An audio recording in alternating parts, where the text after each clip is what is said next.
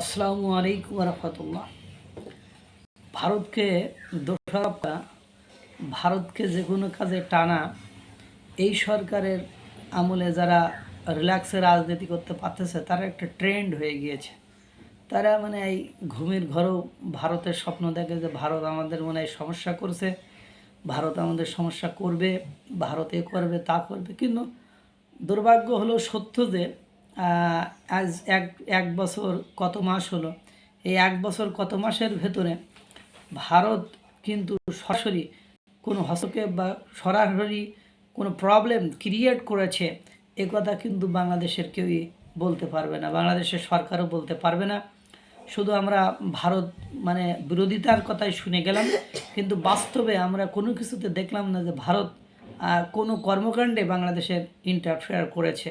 যেমন এই ডিপি ওয়ার্ল্ডের কাছে নিউ মরিং টার্মিনাল সহ এগুলো দিয়ে দিল, ভারত ইন্টারফেয়ার করেনি। জাতিসংঘ মানবাধিকার কার্যালয় প্রতিষ্ঠিত, ভারত ইন্টারফেয়ার করেনি। তারপরে আপনার সামরিক মহড়া চলছে, ভারত ইন্টারফেয়ার করেনি।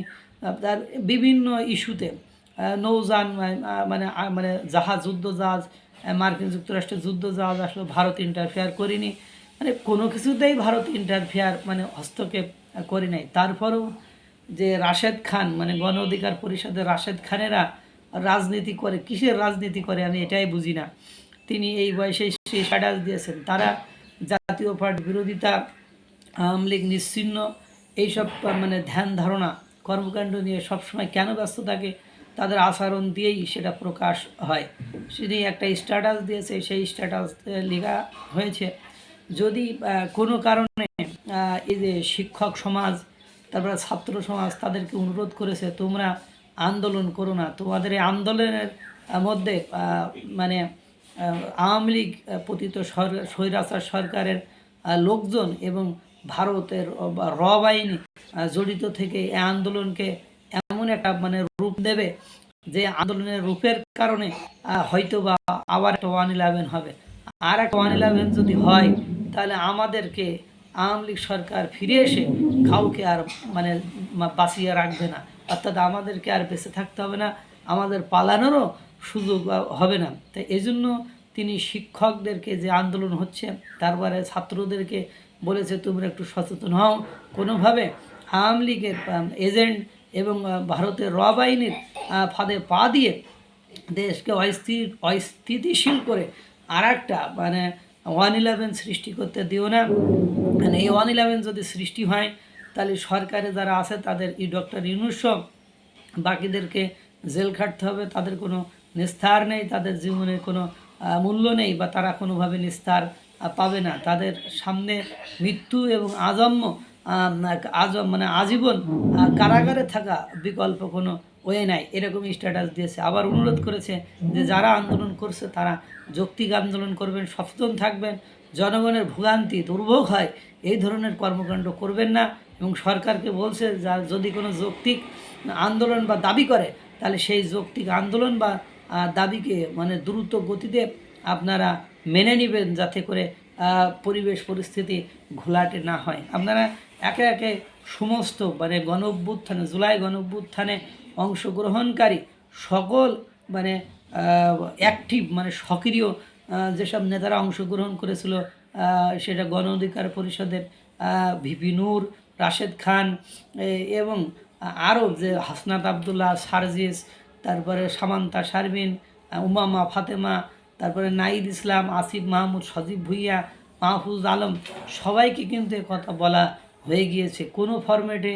কোনোভাবে কোনো রকমভাবে যদি বা আবার আওয়ামী লীগ দেশে ফিরে আসে তাহলে তাদের সামনে উপায় একমাত্র মৃত্যু ছাড়া তাদের সামনে কোনো উপায় নেই। তাহলে এখন বোঝা গেল তারা দেশের কল্যাণে না যতটা মনোনিবেশ করেছে তার চেয়ে বেশি এখন মনোনিবেশ বা তার চেয়ে বেশি এখন চিন্তিত বা চিন্তায় আছে।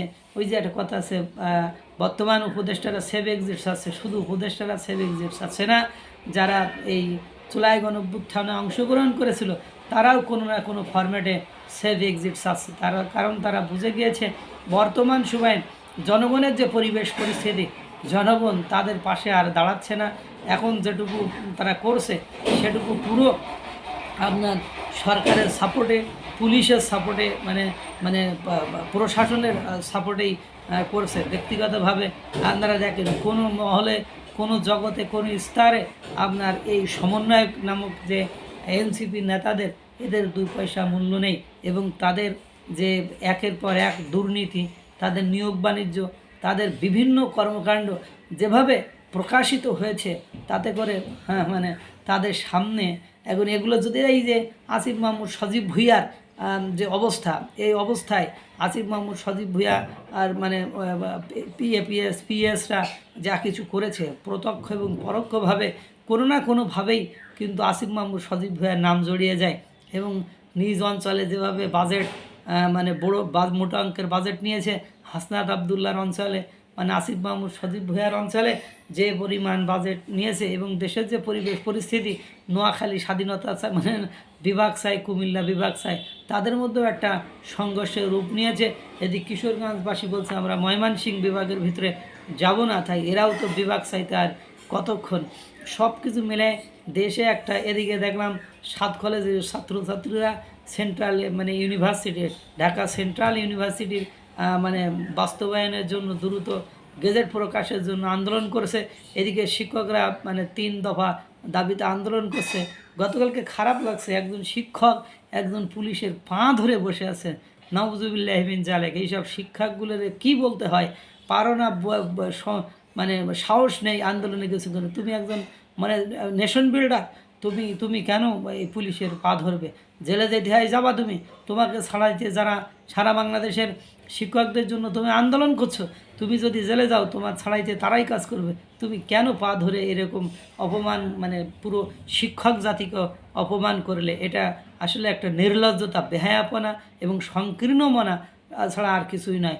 আর পুলিশ এই মানে শিক্ষকদের সাথে যে আচরণ করেছে, এটা গহিত লজ্জাজনক। এইসব করতে করতে যখন শোনেন কত ফরম্যাটে আপনি বাঁচবেন, কোনো না কোনো ফরম্যাটে আপনি ধরা খাবেনই। মানে সেই ফরম্যাটটা মানে এভাবে আপনি কতদিন রক্ষা পাবেন? এভাবে করতে করতে একদিন আপনি ভুল করে ফেলবেন। আমরা পতিত সরকারের আমলে আন্দোলনকারীদেরকে এইভাবেই দেখতাম যে দমন, নিপীড়ন, নির্যাতন করতো, তাদেরকে হটানোর চেষ্টা করতো।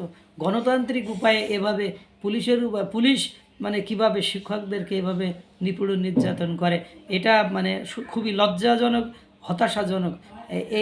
এই পরিবেশ পরিস্থিতিতে মানে রাশেদ খান মানে গণ অধিকার পরিষদের সাধারণ সম্পাদক, তার মনে ভয় ঢুকেছে। যেভাবে আন্দোলন হচ্ছে, যেভাবে মানে সেভ এক্সিটের কথা উঠছে, যদি সরকার চলে যায় আমাদের কি হবে?